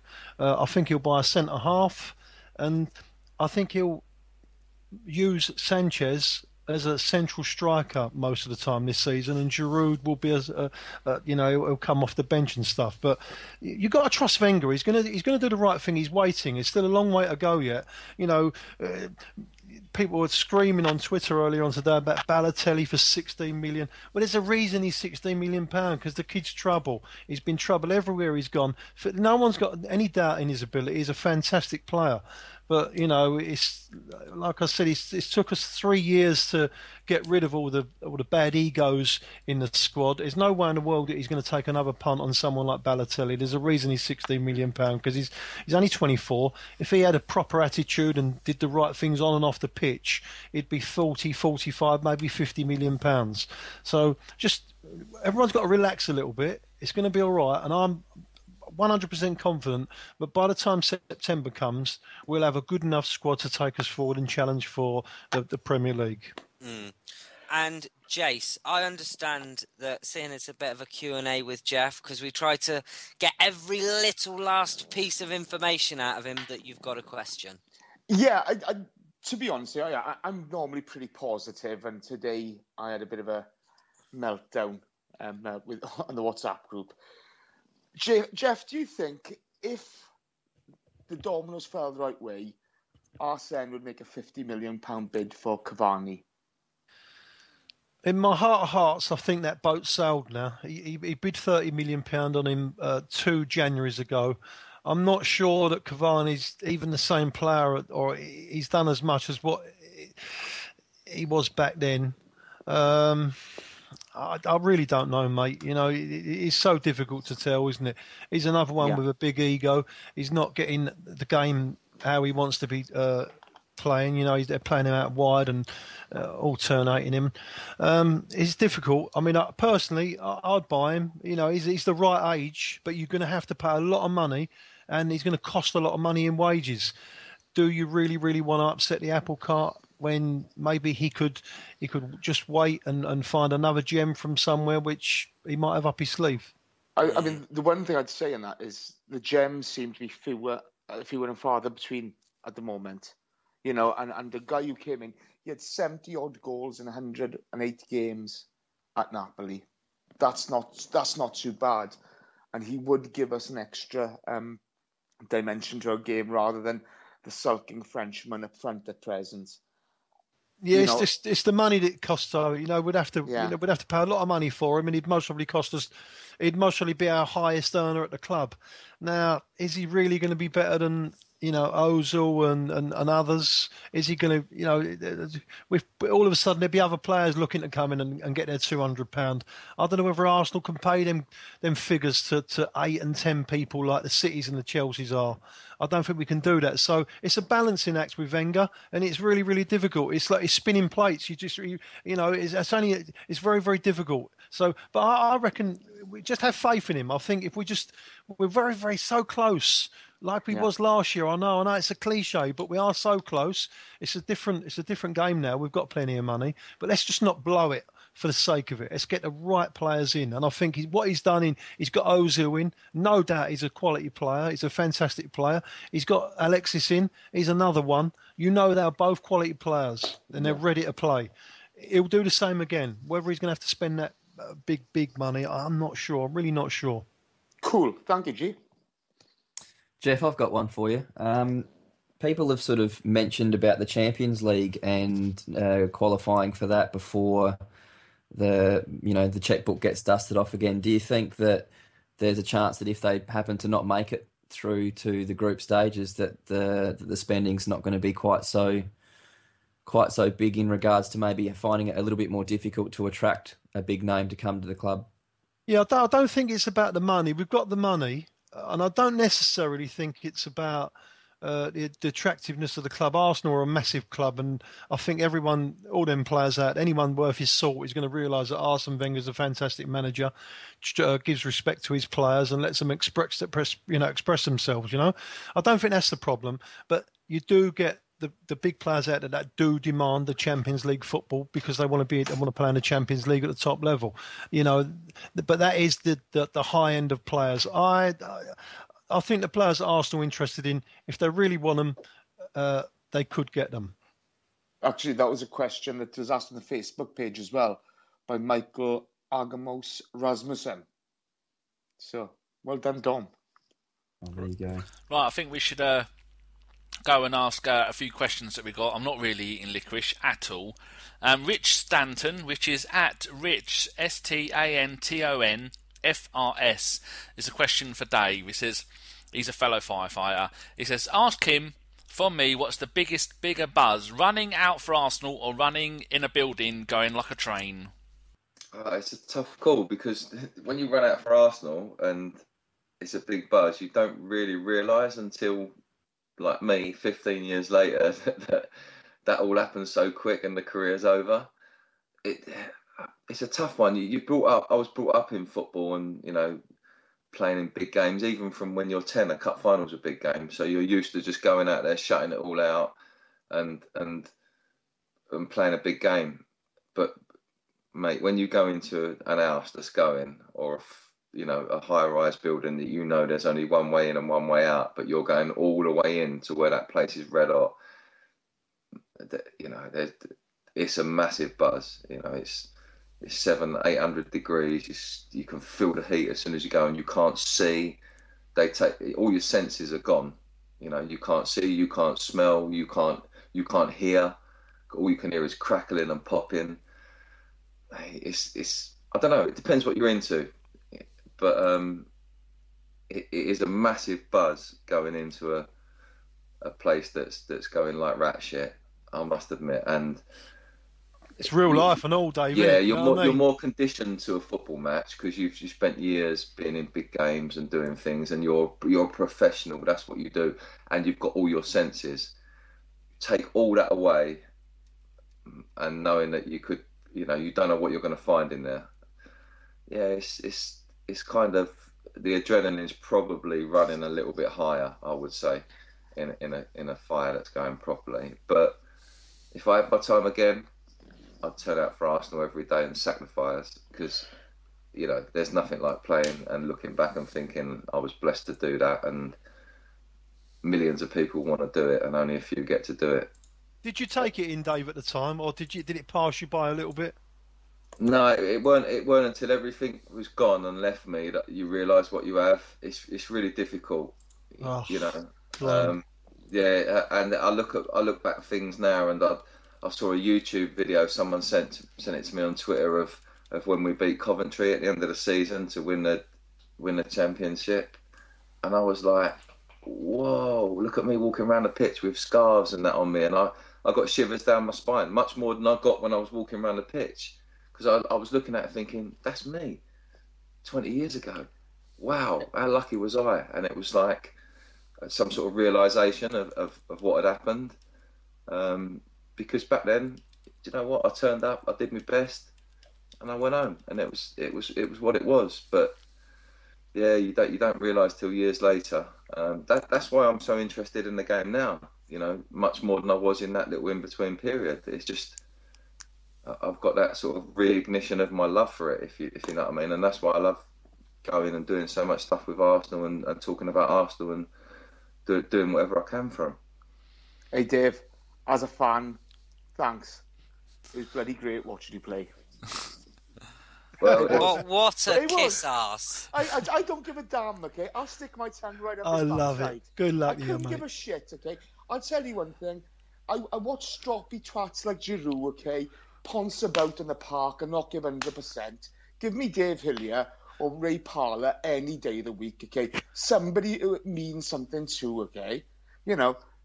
Fucking wankers, sorry. That's what I say in that. I love you too. I'll even lick the sheep hair out of your pants. No, I won't. But... You'll be there for a while. I'll be coughing up fur balls for days, no doubt. Jace, do you want to ask him a Facebook question then? Try and get this back on track. Right, okay. Okay, here's to all the guys, actually. And it's from Andrew, who's on the show. Should the club be concerned by the imminent loss, well, he's actually gone today, of Tom Fox from the commercial department? He's become CEO of Aston Villa. Or should we be happy that he's secured and developed revenue streams for a sufficient period that offers the club time to get a new chief commercial officer in and start again? Isn't this the kind of question that only Andrew can answer?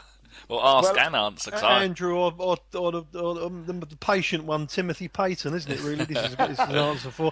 I don't think anyone knows a lot about Tom Fox. There's only a few people that know what he looks like, to be honest with you. He's an enigma. Yeah, he's a good-looking lad. Yeah. Well, he's a silver fox, isn't he? Hey. But listen. Good luck to the lad. The fella. He's moved on, and good luck to him at Aston Villa. I should imagine. They'll replace him. They'd have had someone in mind anyway. I should imagine. So, see what happens, isn't it? Yeah, I think the club's set up now where we're just going to replace top people with more top people. So we should be okay. Andrew can answer that again next week. Yeah, because. He just asked a couple of other questions like that in the WhatsApp group, but we'll just ignore him for now. Right, Jake. Jake Riley, who is at JAKEERILEYY, says a question for Dave. Being realistic, if you could only sign one player, who would it be? If I could sign one player, Yeah. I'd probably go against everything that's Arsenal and sign Balotelli, because I think he'd just scare the shit out of people. But I'd want to sign him under the strictest instructions that he concentrated on his football career and that only. In a perfect world, if he could switch on his football brain and cut all the rest of the stuff out that me and Geoff said that he can bring to his game that can be detriment to it, I'd have him in a team. He's a perfect age. He's got all the attributes. He scares the shit out of people. He's physical. He does all of that. Dave, is he going to get that from him? You know what you described earlier on. You know, you've got to a stage in your life there where you're looking back and think, "Fucking hell," you know. And I bet you say to yourself, "Kai, if I'd have only concentrated a little bit more, or put a little bit more in, or educated myself a little bit more, I might have gone a bit further." Yeah. Don't you think that Balotelli's going to, when he's 30, 29, 30, and he's looking in his past, he's going to think, "Fuck me, I should have done a bit better." Yeah, than that. I think he needs to get in the hot tub time machine, go forward 20 years, look back at what he could have done, and then go back again and do it properly. That's what he needs to do. Very true. I agree. And if we could have, I think it's that position we need to link all the team together. Two players. Do you know who I'd have? I'd have Morgan Schneiderlin, mate. I'd stick him defensive midfield player. He'd relish the opportunity to challenge. You know, he's not happy at Southampton. I'd get him as a DM. He's big, he's physical. He links up with the front play. He can get back. He's ripe. He's probably in the right sort of mould for Arsene Wenger mentally. He's probably that sort of player that he'd have in the team. I think if you could have him as a DM and get a right top centre forward, I think we've got all the other players around him to do the business. Jace, have you got another Facebook question? Yeah, I got a few. Okay, one for the guys. This is from Biplap Roy. Does Arsene trust other players apart from the first 11? Oh, that's a tough one, isn't it? Who are you asking that to? Well, I think we'll go G. Oh, everybody, just go mad. You can't say that. You have to give him some kind of order. Okay, Dave Hillier, go. Does he trust anyone in his starting 11? I think he does. Yeah, I'd like to think he does. I think anyone that's in his squad, he'd like to make them feel like he trusts them. I think this is basically coming from the fact that, you know, we don't start Flamini, we keep going Arteta, etc. I think that's to do with a game plan more than trust, though. I think he looks at it in over a 90-minute spell. He's got those players available on the bench, and it is a squad game, and the rotation can happen not just from game to game. It can happen within 90 minutes. He's got the ability to rotate players and to play a game plan within that 90 minutes. It might be he's got a 0 to 60 minute game plan where he can utilise the first 11 to do that, and then he's got players to bring on to play the rest of the game out if it works out the way that he's planned it. Like any manager would, you know, you've got an A plan, a B plan, and a C plan. You've got 3 different ways to play a game, and if the A plan works all the time, you don't need to change anyone. If it ain't going to plan, you've got your B plan and so forth to fall back on. So I think his squad's trusted. I just think we need more sort of high quality with the A plan, and then that just makes the B plan stronger. Fantastic. If that makes any sense at all. It does. I think he trusts them. I really do. I think he trusts each and every one of them in their ability. Otherwise, he wouldn't have them at the club. I think he gets them to the club. You know, that's why he's bought them, because he trusts that they've got the ability. It's up to players then to go out there and do it, and he'll put them out there and he'll give them all the opportunities to do it. I mean, you see the way he kept on playing Rambo. He kept on playing him when, you know, he was having a nightmare 2 years ago. You know, he was really struggling, but he kept on playing him because he knew. Because he could see in training what he was doing, and at the time Ramsey was supposed to be like different class in training. On the pitch, he just couldn't make the change to. Once he gets, it's a totally different game. Once you get on the pitch on a Saturday, it's totally different to playing with your mates in the midweek, But he's got that. He gives them confidence, and I think he's got the confidence in them. It's up to them whether they can do it on the pitch or not. Brilliant. Okay, right. Next question is going to be, this is a simple one from Ryan Dot, just the full stop, which is at Ryan23. That's RIAN. Will we ever replace RVP? I think by that he means someone who is just there to score goals and do nothing else. Gimli, go on. I would say Remy would be the perfect replacement for obvious reasons. And they've both been found not guilty, so that's another non-coincidence. Those were the obvious reasons. Dom, what do you think?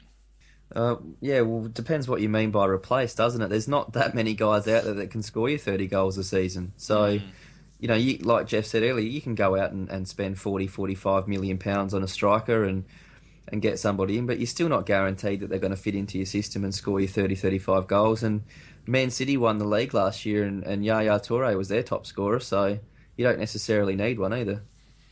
Jace, you answer it, and then you do a Facebook question. To be honest with you, boys, who gives a fuck about RVP? In all honesty, the guy was bad news in the dressing room. He's attacking his own teammates. I'm glad he's gone. I hope he rots it up north.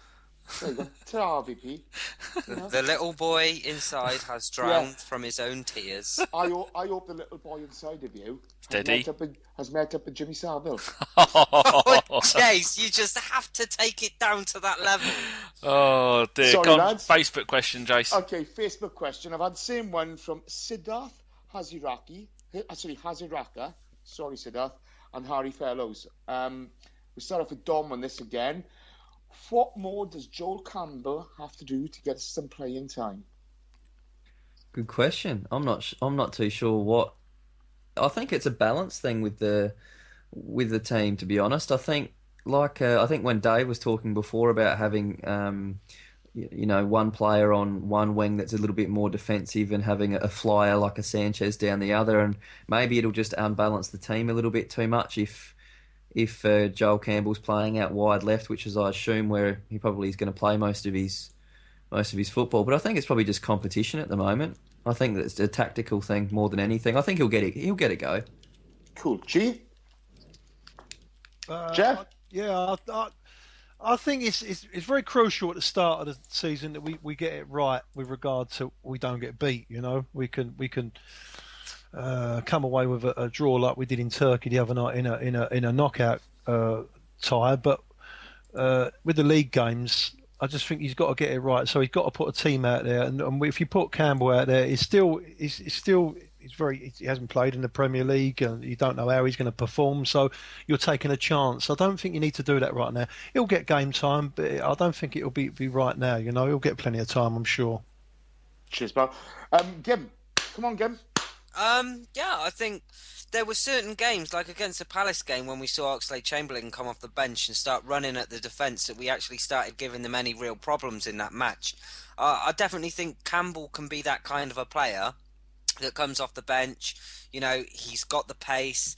He's got the skill to go round people. He can add something to this team, and it's strength in position. If he can come off the bench and do a job, there's no reason why he shouldn't have a go. Superb. Or be given a go. Danny, come on. I think you have to look at the Ox's situation since he joined the club. Most of last season, he played a lot of games, and most of them were coming off of the bench playing all over the place.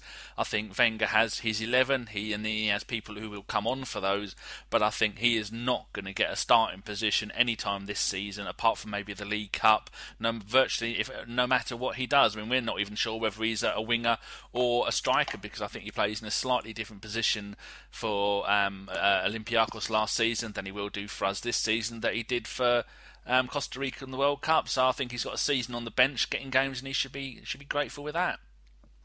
How about yourself, Jace? I'm not sure what's happening behind closed doors in training, etc. Has he earned the right to start? People are knocking Sanogo, etc. But Palace, they set up to defend. There was no space there. It was very difficult for Sanogo in that game. Joel Campbell's pace wouldn't have made a difference in that game because they're playing so deep. So, again, it is horses for courses, as you guys have said. I'm just wondering what's happening in training, because I'd have thought he might have had a start by now or been part of the game by now. But who knows? As Geoff says, you've got to have a bit of trust in Arsene. He's never finished lower than fourth. You've got to give him. He knows what he's doing. He really does. All right, we'll have one more question from Twitter, and then we'll give it back to Gimli, and he can head us on the final one. Oh, what now? Before you do that, can I just thank everybody who's interacted with the Facebook page? No. Yes, of course you can. Oh, all the people who've interacted with the Facebook page have been brilliant. I love them all.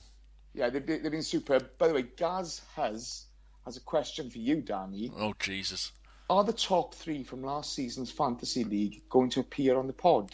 Actually, friend of the pod, which is Steve Rogers, not Captain America, he won it, and I've been asking him all summer, go and check my tweets to him, could never get him to pull his finger out of his backside and come on there. The bloke who finished third said, yeah, I'll do one before the summer, and then I said, after the last World Cup one, that's it, I'm giving up, no one else is coming on because they can't get back to us, and then he come on after, and so I've been away for the whole summer doing studying or some such shit, so no, because he got married, Danny. Did he? I thought he was studying. I'm pretty sure he got married. Oh, whatever in happened. the last couple of months. Every World Cup one, I said, come on, we'll get all three of you together, we'll do a World Cup, a special for the fantasy football. Nothing happened. You've lost your chance. And then this season's winner gets nothing. So there you go, guys. They get nothing this season. For the fantasy football. They get our respect. Oh, they get a little bit of love and a tickle under the chin. Yes. A virtual one. And with that, we shall move on to some predictions. Oh, hold on, I've got one more question. Oh, fuck. This is a really good one. Okay. This will make everyone laugh. This is from Andrew Dallin, which is at ADALLIN. We clearly need at least 3 signings when we inevitably fail to get them. How long will it take for the Wobbs to appear, to reappear? I think 10 seconds. First loss of the season, and they'll pop up. Geoff? Oh, mate, I saw a few on there after the game in Turkey the other night, believe it or not.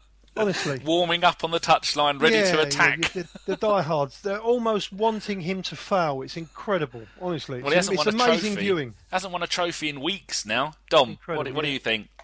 Yeah, I'm with Geoff. I'm already seeing some of them pop out of the woodworks now.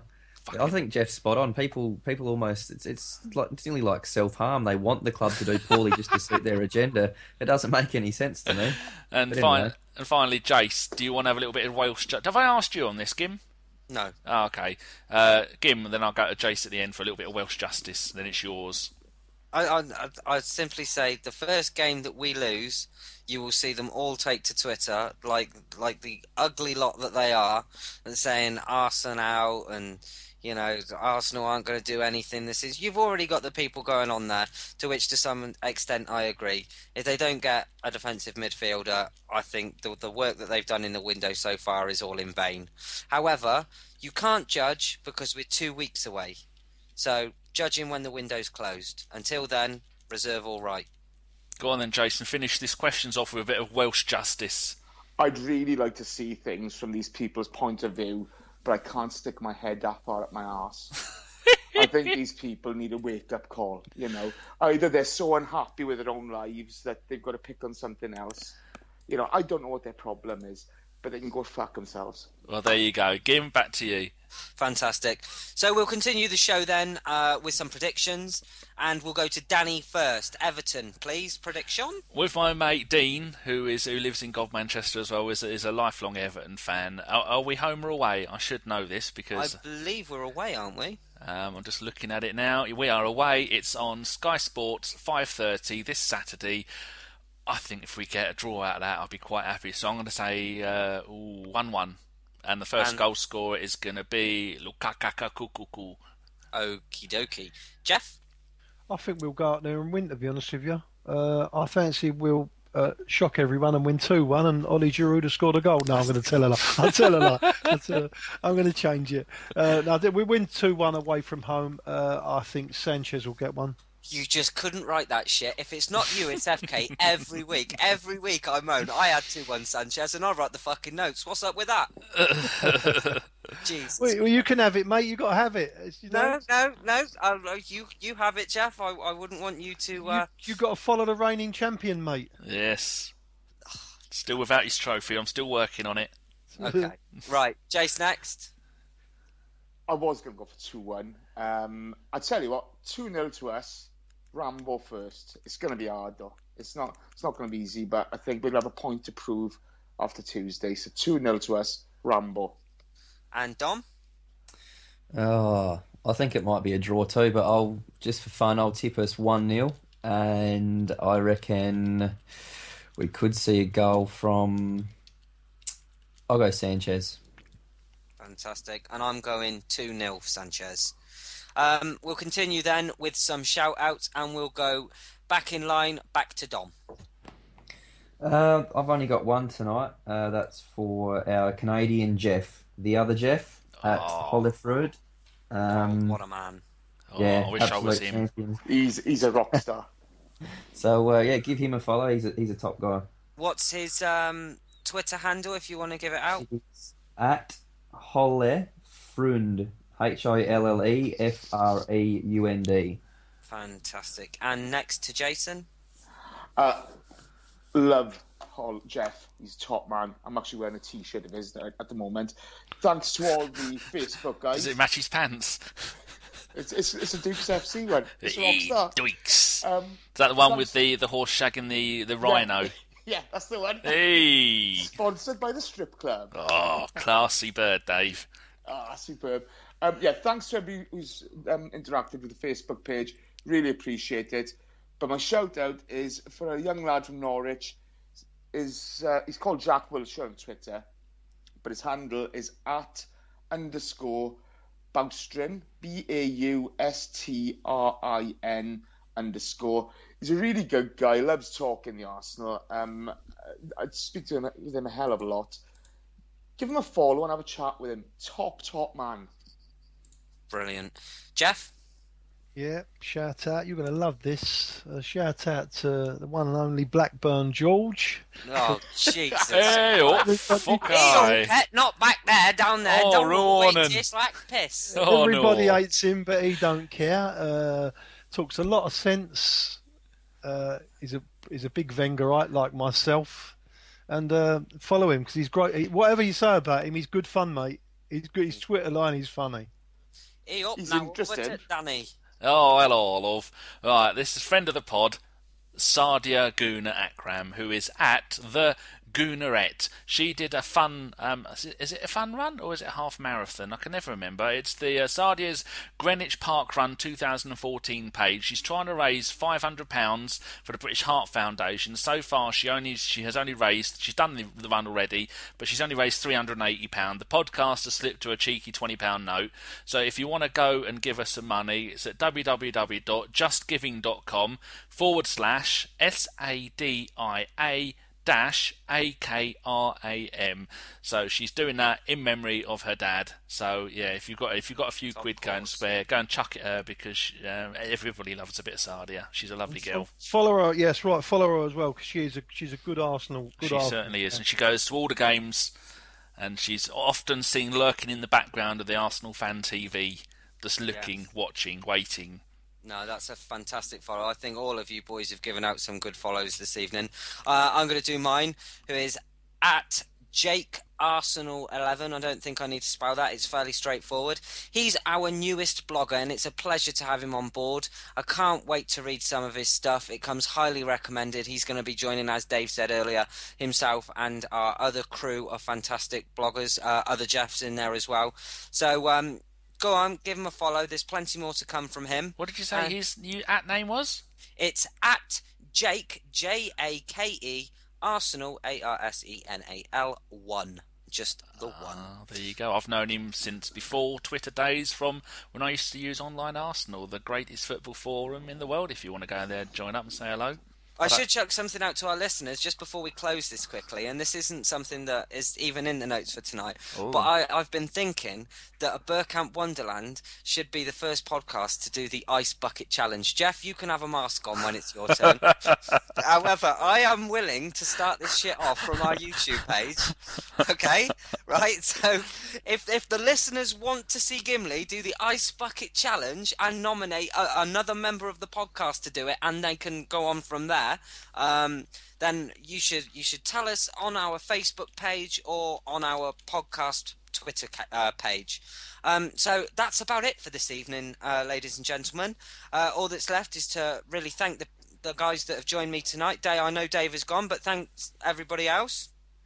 Oh, but before you ask, don't anyone nominate me, because I've only got one chair, and if I get that piss soaking wet, I'll have to sit on something else for 8 hours while the bloody thing dries. Danny, if I nominate you, I'll do it twice. Oh, there you go then. No, I'm doing it, and I'm nominating Danny, and I'm going to stay to watch his wheelchair go rusty. You can go fuck yourself. But the ALS challenge is for amyotrophic lateral sclerosis, which is basically you're fucked if you get it. And so that's why it's really good. I mean, I just saw one where ex-USA President George W. Bush, he did one. His wife did one on top of him. So it's a really good cause, and that's another charity definitely worth giving money towards. Yes, but I think it is worth it. So like I said, just get in touch with us and I shall make it happen, because I don't think there's anyone here that wouldn't like to see Danny in a wet T-shirt.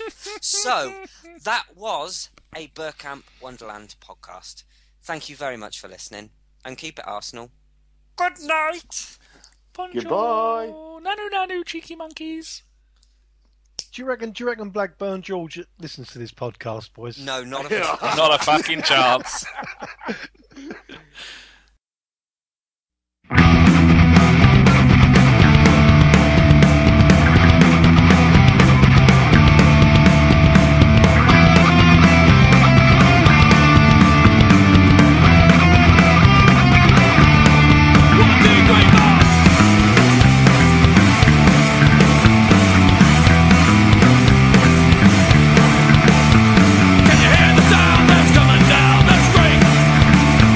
When you got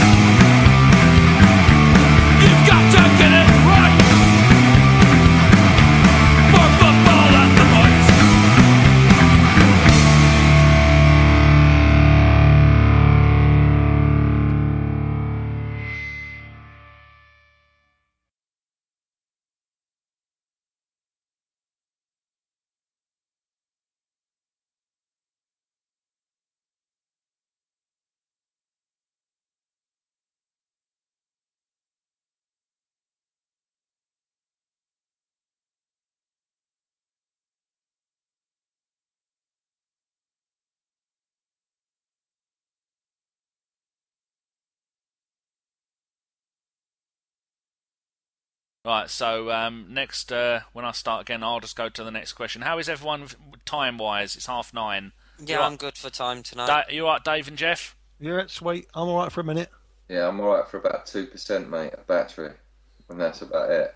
Oh, that's all you got left? Yeah, the iPad, I've got it on the iPad and I'll have to go all the way downstairs to get the charger. So, and I need to eat. With your knees. He's starving, the poor fucker. Yeah. All right, so do you reckon we should wrap him up then, David, Yeah. then. You can wrap me up, mate, if you don't mind, lads. All right, then. I ain't seen the family all night. Gim, say, before we carry on the rest of the questions, Dave's got to go because he's a busy man. All right, then. Or something, or you do what you need to do. It's recording now. 3, 2, 1. Danny, before we start the next question, I understand that Dave's got to go. So, Dave, thank you so much for joining us tonight. It has been an absolute pleasure. No, it's been a pleasure, guys. It's been Great input, Dave. Well done, mate. Cheers, been Dave. good as always.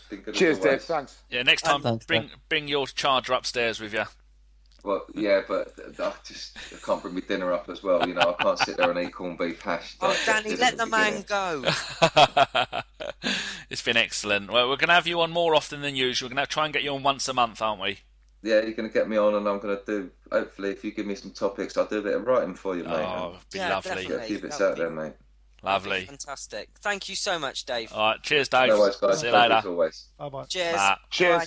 Cheers. Right, so now we're going to go on to the... Let me pour me cup of tea. You carry on for a second.